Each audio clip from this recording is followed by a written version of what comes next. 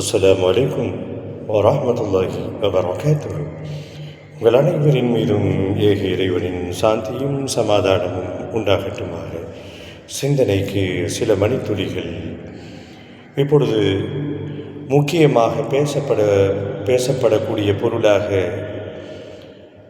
உருவாகி இருக்கின்ற நாய்கள் சர்ச்சை சற்று அடுத்த கட்டத்தை நோக்கி தீவிரமாக சென்றிருக்கிறது.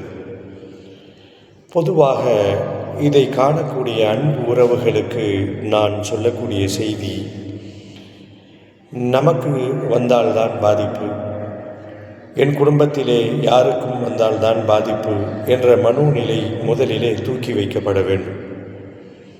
இன்றைக்கு இங்கொன்று அங்கொன்று எங்கோ ஒரு இடத்தில் காணப்பட்ட இந்த பிரச்சனைகள் அன்றாடம் நம்முடைய இயல்பு வாழ்க்கை பாதிக்கின்ற அளவுக்கு நாய்களுடைய இந்த கொடூர தாக்குதல் இன்றைக்கு அதிகமாக இருக்கிறது.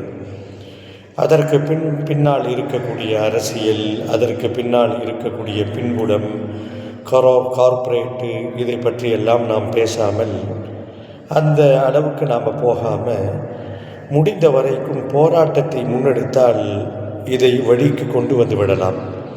உங்கள் பகுதியில் இருக்கக்கூடிய ஜமாத்துகள் ஒன்றிணைந்தால் போதும், காரியத்தை சாதித்து விடலாம். இதற்கு சரியான சான்று காயல்பட்டின மக்கள் நோன்பிலே 2 விஷயத்திற்கு போராட்டம் செய்தார்கள். ஒன்று, ரயில் மேடை உயர்த்தி கட்டணும். போராட்டத்திற்கு பிறகு அது அமைக்கப்பட்டது. அடுத்து, நாய்கள் தொந்தரவுகளை கட்டுப்படுத்தப்பட வேண்டும், நாய்கள் குறைக்கப்பட வேண்டும் என்ற அந்த கோரிக்கை வலுவாக எழுந்து ஜும்மாவில் பிரசங்கத்தில் கூட அதை அறிவிப்பாக செய்யப்பட்டது. மக்கள் போராட்டத்திற்கு தயாரானார்கள். நம் பணத்தை வாங்கி கொண்டு, நம் வரிப்பணத்தை வாங்கி கொண்டு செயல்படுகின்ற பஞ்சாயத்துகள் எல்லாம் நமக்கு ஒரு இன்னல் என்று சொன்னால் ஓடோடி வர வேண்டும். இது ஒரு பெரிய விஷயமாக யாரும் எடுத்துக்கொள்வதில்லை. காயல்பட்டின மக்கள் ஒன்று திரண்டார்கள். நாய் பிடிப்பதற்கென்று வெளியூரிலே ஆள் வந்தார்கள். சில நாட்கள் தங்கினார்கள். நாய் பிடித்தோம் என்று சொன்னார்கள். ஏதோ கொஞ்சம் குறைந்த மாதிரி தெரியுதே தவிர இப்போ திரும்பவும் பூதாகரமாக இருக்கிறது. திரும்பவும் மக்கள் பாதிக்கப்படுகிறார்கள். எங்கோ ஒரு இடத்தில் நாம் கேள்விப்படுகிறோம், வண்டியில் போகும் பொழுது குறுக்கே வந்து தடுமாறி கீழே விழுந்த சம்பவங்கள், குழந்தைகள் பெரியவர்களை துரத்தி நாயால் பாதிக்கப்பட்ட சம்பவங்கள் இப்படி தொடர்கிறது.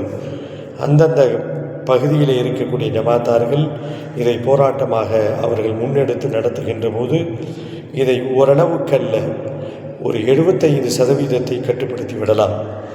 யாரோ விரிக்கின்ற வலைக்கு நம் இளவல்கள், நம் குடும்ப நண்பர்கள், நம்முடைய உறவுகள், நம் பிள்ளைகள் பாதிக்கப்படக்கூடாது.